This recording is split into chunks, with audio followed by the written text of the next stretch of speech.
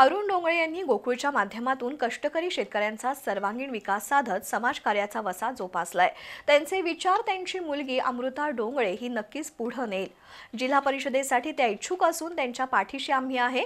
या मतदारसंघाच्या सर्वांगीण विकासासाठी डोंगळे यांना चांगल्या मताधिक्याने निवडून आणू असा निर्धार नामदार हसन मुश्रीफ यांनी व्यक्त केला। अभिषेक डोंगळे युवा शक्तीच्या वतीने आयोजित प्रवास भक्तीचा या तीर्थाटन सहलीच्या शुभारंभाप्रसंगी ते बोलत होते। अभिषेक डोंगळे युवा शक्तीच्या वतीने विविध सामाजिक उपक्रम राबवले जातात।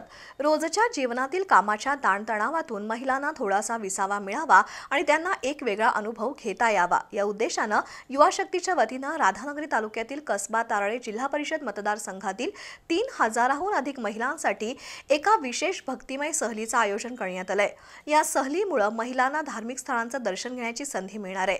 या सहलीचा शुभारंभ नामदार हसन मुश्रीफ यांच्या हस्ते पार पडला। ही सहल तुळजापूर, अक्कलकोट आणि पंढरपूर या 3 प्रमुख तीर्थक्षेत्रांना भेटी देऊन महिलांना आध्यात्मिक अनुभव देणार आहे। दरम्यान अरुण डोंगळे यांनी गोकुळच्या माध्यमातून राजकारणाबरोबर सामाजिक कार्याचा वसा जोपासलाय। त्यांचे विचार घेऊन तारळे जिल्हा परिषद मतदारसंघातून अमृता डोंगळे या निवडणूक लढवणार आहेत। त्यांच्या पाठीशी ठामपणे राहून त्यांना निवडून आणण्याची जबाबदारी आपण घेतली असल्याचं नामदार हसन मुश्रीफ यांनी सांगितलं।